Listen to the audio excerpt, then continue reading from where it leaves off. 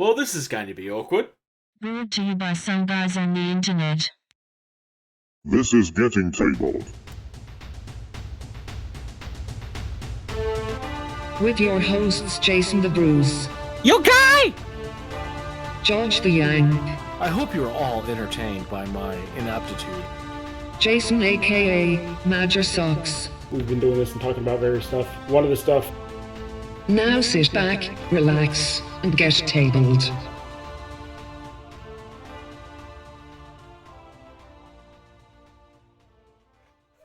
So, it's solo night. Welcome to episode, I guess you could say 76 of Getting Tabled. We had our 3-year anniversary recently, which I hope that you've enjoyed. If you haven't seen it, then be sure to do that. We go through our top 10 favourite games right now. Well, right 2 weeks ago. We recorded that in preparation for our anniversary, which was April 1st. Literally, if you want to go back and double check that, we did launch our very first episode on April 1st. And we've been doing this for 3 years now, and really enjoying it. Reason that I am here playing solo is George was not available today, and Major Socks wasn't available either. But there's been enough that's happened since Adepticon that realistically I didn't want to go an entire fortnight without at least touching on some of the news. So this is just me today. I'm just going to be going through the news. I will give you a bit of an update as to what I've been doing with my hobby, but this is going to be a shorter episode because it's just me filling in for the fact that the guys aren't here. Newly received or noteworthy information, especially about recent or important events. And we're starting with Games Workshop today, which always seems to be the way that I start these things. It just seems to be the natural thing. We talk about the popular stuff. Games Workshop have had actually quite a lot of things that they've announced, but I'm only going to touch on a couple. And I wanted to start with this really, really gorgeous looking new Tyranid. The Tyranids haven't really had great attention for a little while now. I mean, they get little things here and there. But this is absolutely gorgeous. Despite, quite frankly, I don't think it's painted that well. Well, it's painted okay. I just don't think it's the best version of that paint scheme that I've seen. I have seen them do better. But Games Workshop, I suspect, do this on purpose now because they want their paint schemes to look something that is achievable for people and is easy to teach. And that's not a bad thing. I'm not having a go at Games Workshop. Trying to have something where you do have the ability to actually say, no, that's what this is, and this is how you achieve it, is not a bad idea.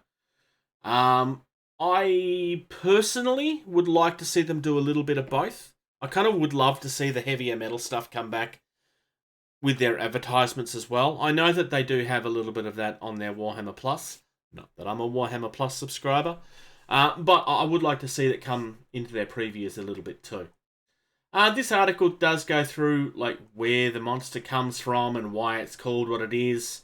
Gives you a bit of a tease as to some of the abilities that it has and the size. It looks like it's about yay big. Not the biggest thing available, but certainly not the smallest either. I think they've done really well. But this is not the story that everybody's talking about at the moment. On April 1st, we got a tease of what was coming.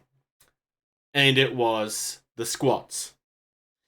Now, a lot of the audience was like, ha ha ha, this is very funny. But this is actually something that Games Workshop have been teasing for a while now. It's been at least 12 months since the first. I think it might be 18 months since they very first teased this. There was a few people who were like, no, I don't think that's what's going to happen. They don't want to bring back...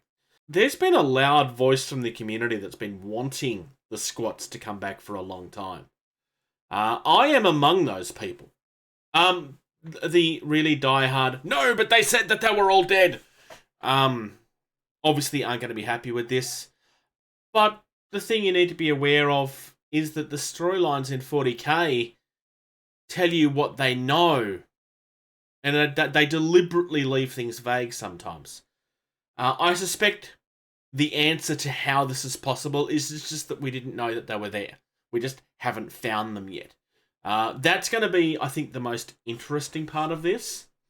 But when they were talking about it, we were talking in our private chat group about this and about how amusing it was as a joke. And George reminded the chat that this was something that had been teased before. My immediate response was it would be hilarious if the joke was that this isn't a joke. That was my prediction, which has actually turned out to be true.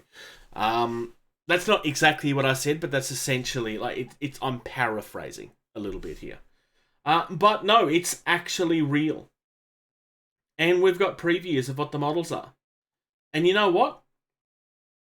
I like what they're doing with them so far. I mean, we're only seeing one model. This is an approved concept, essentially. But I like them. But my first concern was I really hope that they don't just end up looking like the Forge Fathers that Mantic do. I wanted them to feel like their own thing. And I know that they're space dwarves, but I didn't just want them to look like dwarves in space. I like this, the cousins of humanity look. Like, they feel like they belonged with us at some point. But they're very different. The toed boots are really nice. I really like that. It's kind of like... It kind of feels Space Crusade to me, which I know we're Space Marines, but if you're familiar with the old Space Crusade game, that's what this reminds me of. To my knowledge, they never appeared in that. It's just what that artwork... Not the artwork, it's what the model paint scheme really reminds me of. Speaking of, I'd love to see Space Crusade come back as a board game. That's something that I think could sell. This is really, really big. Our prediction is that this is going to fill that November time slot that the Sisters of Battle and the Elves filled over the last 2 years. So this is going to be something that will release with a rather pricey box as this is the sample that you're getting, and then they will actually release fully in the end of January, early February. That's my prediction, because they seem to be doing this each year with a new faction. I'm hoping that the one that we get next year is Kroot, because that's one that they should have done 5 or 6 years ago. It really, really needs to be done. There is genuinely a community out there that's been wanting that for over a decade now. Not as much as our squats, obviously, but there's a very significant audience out there that do want it. And quite frankly, there's probably more argument for a Kroot box to happen than there ever was for squats. Because, I mean, part of the story is that they were all eaten by the Tyranids. Now, obviously, somehow, we've had at least one ship survive. And they've been, I'm going to assume, kind of left stranded at some point. And in the story, we've come across them, probably by accident. Because otherwise, how have we not found them sooner, I suppose? I mean, the universe is a very big place, is your answer to that. Or the Voltans just had more than one colony or something. It's like we haven't explored everything in the universe. That I think is going to be the answer. It's just that we didn't know. But this is something that's really, really exciting. It's not the only thing coming back, but we're moving away from Games Workshop this time. Into MERCS. Now, MERCS is a game that existed and kind of died away at some point. It's been purchased by a new company, and we did know that this was coming back a little while ago. The big thing with MERCS is that it was coming out at the same time that Infinity was. And I think the fact that Infinity was so massively successful kind of hurt MERCS a little bit. I've never played MERCS. It was something I was looking at one point. I've talked to a couple of people within our playing group that actually was into it at one point. And their commentary was that when the second edition came out, some of the new models just didn't hit home. and that kind of dwindled out the audience a little bit. I'm liking what we've seen so far. We don't know a lot of what's going on, but I can tell you a couple of things that we do know for a fact. There is new leader scopes that are being developed at the moment, and they are setting up multiple manufacturing systems. There's going to be one in Australia. There's going to be one in Europe. There is information that I'm going to look for right now that tells us exactly which countries. I believe one of them is Spain, but I do want to double check that. And because I don't have to rely on the others, I can do this and just edit this out later.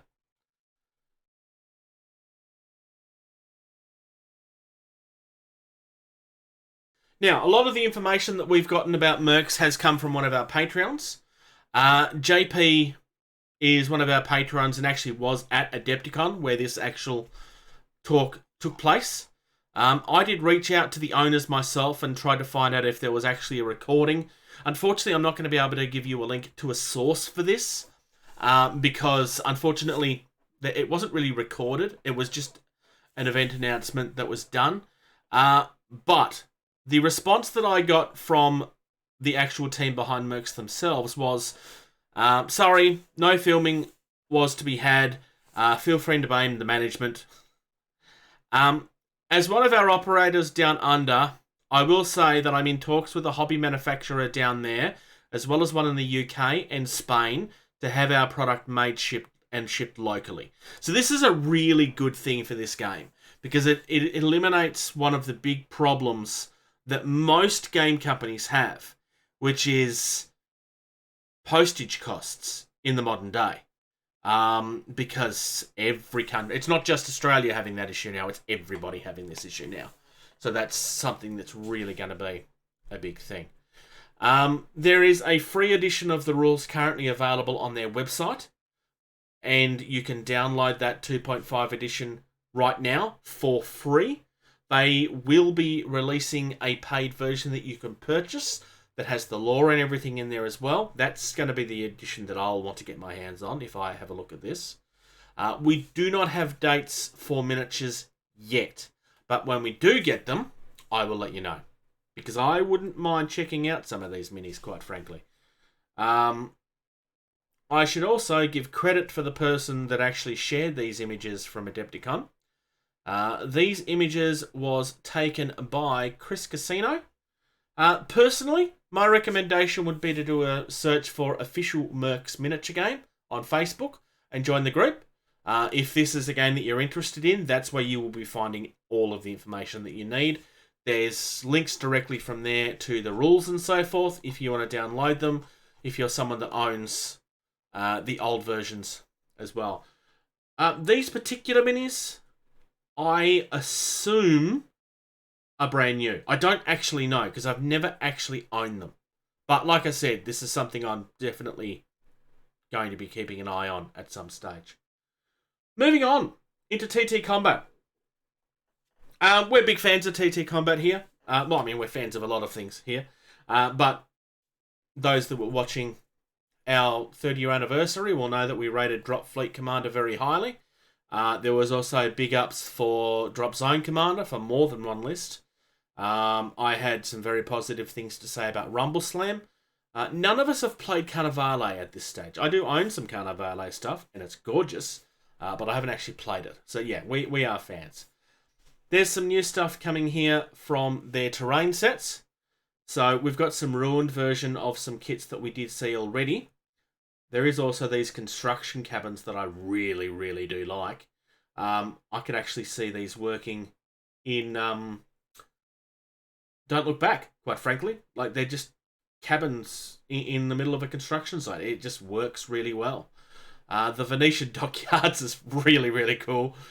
We just got all of these fish barrels, and amongst them are dead bodies. I love everything about this. It's just hilarious.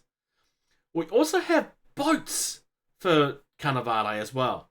So we've got a Vatican cog, we've got a Strigoi schooner, a Rashar schooner, a Patrician rig, there's a Doctor's paddle boat, and a Guild dhow. I don't know why they're all different. I don't know why every faction has their own boat type. I mean, I guess it would make sense when you're in the middle of Venice that you'd need them. There's also a nice actual construction set there, and more expansions to our block streets and ruin block streets. I really like the ruin stuff, honestly. If I was to build a table, I suspect that I would probably be buying multiple sets to get the ruined and the together stuff, and kind of have like it's ruined in the middle and breaking up, and just so that it looks a little bit different. You wouldn't have to do much painting wise to make these stand out either. There's some really, really nice stuff here. The cedar wood ruin I quite like, and the derelict motel. I like all of the ruined and the derelict stuff. It kind of, like I said, this sort of stuff kind of makes me think of Don't Look Back, personally. The other thing that we've been having is some new stuff for RumbleSlam. So the Rotten Rodents we did actually have previewed a little while ago. I am going to open this up though and actually have a closer look at it. I really, really love the Mole Man is still probably my favourite mini there. I do love all of them. They seem to have updated the paint scheme on the big guy a little bit, and he looks even creepier. I love this so much. It's so cool. Rats as wrestlers, I mean, what doesn't work about that? We also have Dr. Blight, which I quite like. It kind of feels like the rat is trying to be from Carnivale. And Dr. Blight actually has a friend there in the background that's in the process of being upgraded. It actually does have its own card as well, so you can actually use both. We also have Skir Scratch Flagon, which is totally not Scott Steiner. It's definitely not Scott Steiner. Don't think about it. It's definitely not Scott Steiner. I'm sorry. This is totally the new Hall of Famer Scott Steiner. I am a fan of Scott Steiner. I know he's not exactly the nicest of people sometimes. He has a habit of kind of not being the nicest person on the microphone sometimes, and it's not always in an attractive way. But he is someone that I've always been a fan of. I can't really help it. Trash Rattus I also quite like as well. And I'm ashamed to say that it probably took me a good 2 hours to realise, oh, this is Tristratus. It's really, really shameful that it took me that long to make the connection. These are really, really nice, guys. You've done some really well. Rotten Fanger is quite nice as well. That's this one here. He also has a couple of buddies with him. So he has a gutter rat, a pack rat, because he's holding stuff, and I forget what the last one's called. Gutter rat, pack rat, and a sack rat. That's it. So yeah, TT Combat have some really nice stuff going on. They really, really do. I have looked at their original rat set quite a few times and almost brought it quite a few times. I'm not sure I can really justify buying yet another RumbleSlam crew, but it's really, really, really tempting.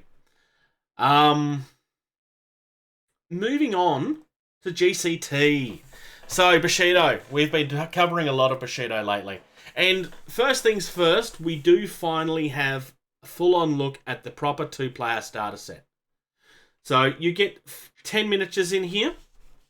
They are divided in the box set to 5 each between the 2 families. Each of the families have their own theme. All of these guys are Ronin. I can confirm that Ben has a set of this coming. And there's somebody in this box that will work with every faction. I'm an Ito player. There's only one person, which is this one, that I can actually use. We have not covered these in an episode yet, but we are going to be doing that very soon. The most recent recording that we did for the Bushido series, Welcome to the Joar Isles, was on the Void Monks. And hey, look at that. It's the Kinshin Temple, the Void Monks.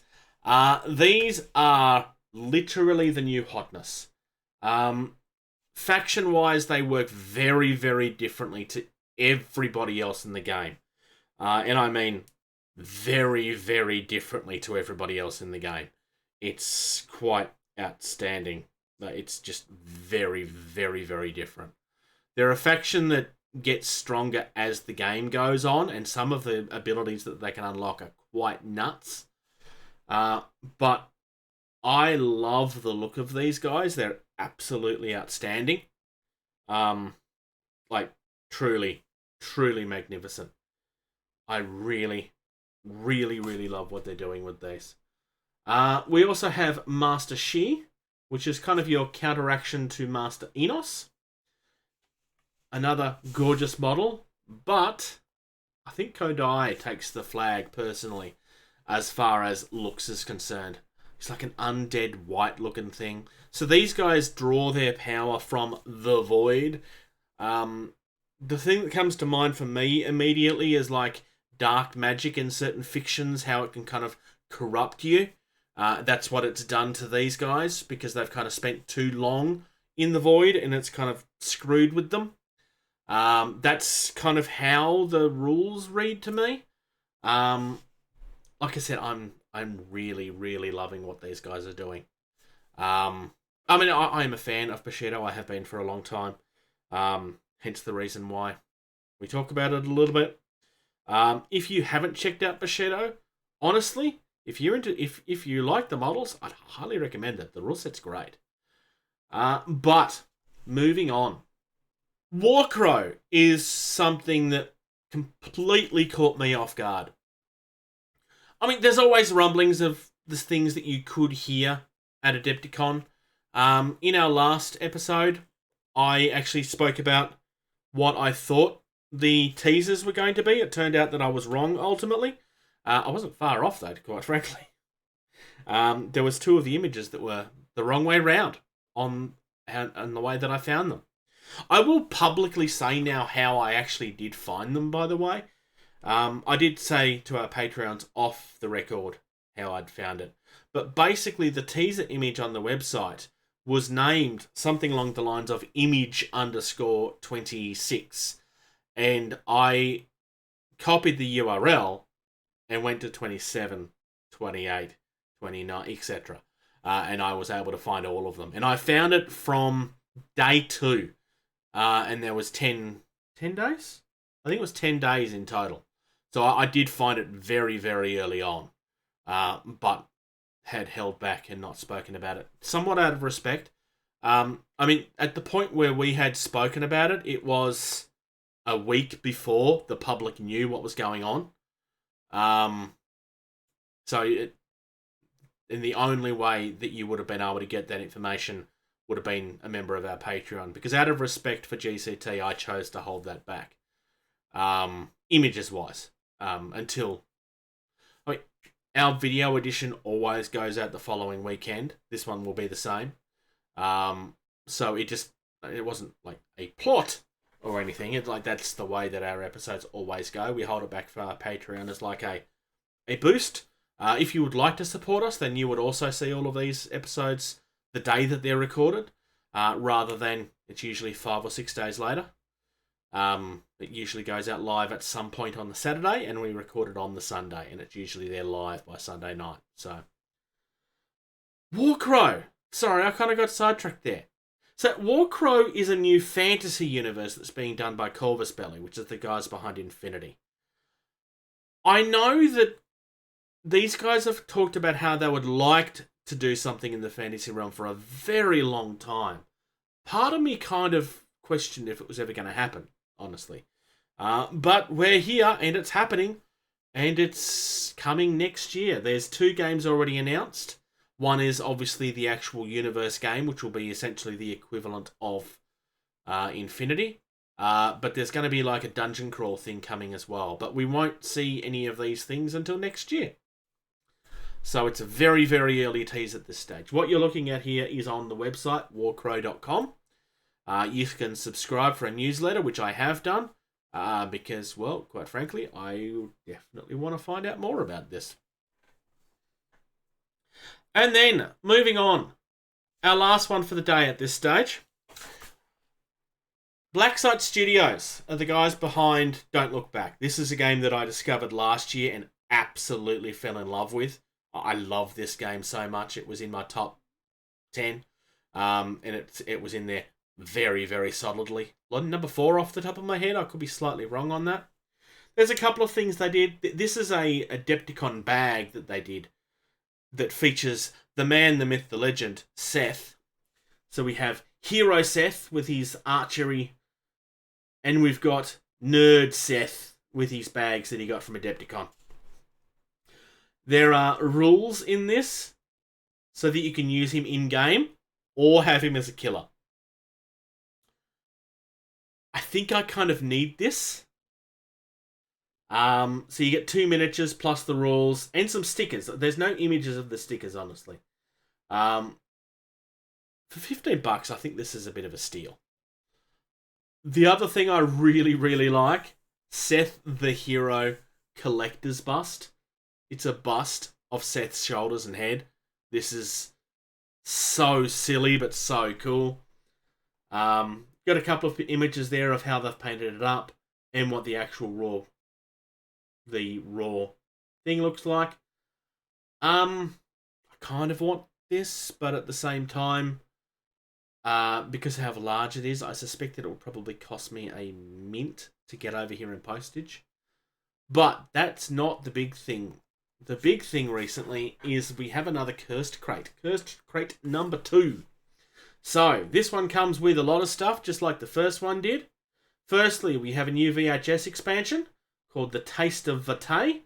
By the image, it looks like this one is a vampire expansion. Kind of makes sense. We kind of needed one at some point.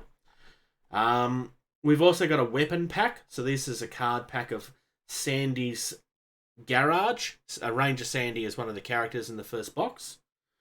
We also have a Final Call booklet, which is the second rules expansion for the game.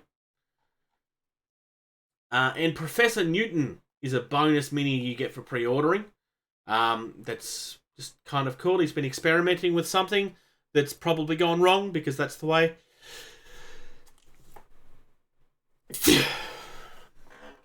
Because that's the way that it usually works. It looks really, really good. All of this is mock-ups. So, I mean, this is the 3D render. It's not the actual mini, obviously. Hence the reason why it's all shaded the way that it is. I really, really like this. I think it's a really good value. Just like the original one was. You can't buy the original crate anymore. You have to buy it in its separate pieces. But it was like really good value, honestly. And Don't Look Back again it's something that's very, very unique. Don't Look Back is a game where you play cooperatively with other people and you're against the game, essentially. The game is trying to lead you all into getting killed, and your goal is to try to avoid that happening, pretty much. It's a lot of fun. I do recommend it again. But news-wise, that's it pretty much. I'm not going to be doing an aiming for the indie this week, because personally, I think they work better when I have the other two with me. So, I'm going to go straight into hobby. Trim, glue, prime, paint. I've been spending a lot of time on Bot War over the last 2 weeks. I was actually supposed to be having a game of Bot War last Friday, but unfortunately I had to pull out because I wasn't feeling great. Something I ate was kind of not agreeing with me. But my stuff continues to get done. I'm kind of at the point where I'm almost ready to start the blacklining now. And then I can start on those last couple of characters that I haven't touched yet. I also started building up the new characters that I brought for Malifaux, because I am getting a game of that in at some point in the next week or so as well. I've actually gotten quite a bit done. Twitch definitely helps. At some point in the next couple of weeks, when I get to that point where my Twitch gets over that line of the 50 followers, I'm going to spend a week doing like a hobby every night, like maybe like just an hour a night, just to push that forward a little bit. something that I would like to do. This is the first time, it's something I had planned for a little while, but it's the first time I'm actually saying it out loud. So 5 days in a week, I would be like, okay, I'm hobbying for an hour, rather than a big 2 or 3 hour long session. Just try to crunch out as much as I can within that working week. That's the plan at this stage. Otherwise, I've got a few new things in. I have actually received the speed paint stuff from Army Painter. There'll be an unboxing of that coming to the channel in the next few days. I do have some new Malifaux stuff, like I said a minute ago, and I finally got my missing minis from Infinity. So I've got pretty much everything I need at this point. I do have the Avatar coming. I did order that. Unfortunately, it's kind of locked away in the post at this stage. So I'm not going to be the first person to talk and show it off, though I wouldn't have been anyway. But I'm really looking forward to getting my hands on it. That Avatar mini is one that needed to be done years ago. The old Avatar was not good. I mean, it was good when it was released, but it hasn't been good for a long time. It was way too small. The new one, on the images at least, looks amazing. It's going to go onto the pile of shame temporarily. I do have some ideas on how I would like to paint it up. But I think I still want to keep those to myself at this stage. At least until I want to get my Bot War stuff finished. Or at least tabletop finished. And I want to crush out a couple of things before I start picking up and adding to my hobby pile. Well, not hobby pile, but I've kind of been doing 5 things at once at the moment. And it was a mistake to try and do so many things at once. But speed paints are definitely going to help with that. Because I'm just going to crush some stuff out rather than trying to be a perfectionist. That's my plan. I've also been working on my 3D printer, the FDM printer that I bought like 6 months ago at this point. I bought an Ender 3 version 2 and kind of got frustrated with trying to because I couldn't get the leveling right. And then I was like, I don't care. And I put it in the garage and didn't touch it. And I finally pulled it back out of the garage and had a mate give me a hand getting it going. And I did get it going. The extrusion's not right. I'm still having issues with it, quite frankly. The advice that I've been given is that I probably need to change the extruder that comes with it. Because they reckon that's the problem. I mean, I don't see any cracks in the plastic. But apparently that's usually the issue. It's either that or it's a clogged nozzle. Things still come out, so I don't think it's actually clogged. Well, it could be partially clogged, I suppose. Like maybe the Bowden tube wasn't connected properly. But I double-checked all of that before I started running it. But I don't know. There's something there that's wrong. I need to figure out what it is. Because I really want to use it. And I spent money on it. I haven't been able to use it. Not that I need more stuff to be printed to paint, but I would like to get some... The big thing I want to do is... I've got a project of building a macro keypad, so I can just press a key and it plays the bumpers and stuff, like what George has set up on his Mac. I want to do that with myself as well for when George isn't here, so I don't have to edit them in all the time. That's what I would like to do, but I need to actually do it. And I want to print the case for it so that it all goes together, because the case kind of helps line up all of the buttons and stuff. And quite frankly, I want to get some terrain printed. I mean, I do have terrain, but I want some Japanesey feeling terrain. I want to print some stuff out from 3D Alien Worlds for my games of Bushido, because we don't really have a lot of Japanese themed. I mean, we have some Japanese themed stuff, terrain, but not a lot. And I'd like to have some of my own for if I have a game here. So that's the plan at this stage. And that's it for hobby, because obviously I don't know exactly what George and obviously I don't know what George and Major Socks have been up to. Well, that's not entirely true. I do have inklings of what they've been up to, but I would rather let them talk about that. But in our next episode, we're going to drop back into Drop Zone and discuss the next thing there. And whatever else is going on in the hobby world at the time. So thank you very much for spending some time with me today. I'm sorry that it's kind of just been me rambling, or at least that's how it feels sometimes. And otherwise, let me know what excited you. Or if there's another story that you know of that I haven't talked about, get me excited about that and talk about how great it is in the comments. Hopefully I can actually go to Adepticon one day. Or Gen Con. Or something. I will be at PAX later this year. But it's not really the same thing. Thank you. Thank you. Thank you. Thank you. Thank you. Thank you. For listening to Getting Tabled. Music used in this podcast was created by Eric Matyas at soundimage.org.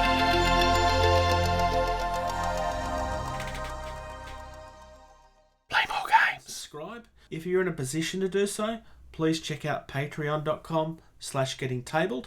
You receive early access to at least 80% of all videos that we put out, and you get access to the video edition of all of our podcasts the day that they're uploaded. If you'd like to check us out on social media, facebook.com/gettingtabled is the most active. We also have a Discord server. You can email our team at gettingtabled@gmail.com. If you're on either Twitter or Instagram, you can find us at gettingtabled.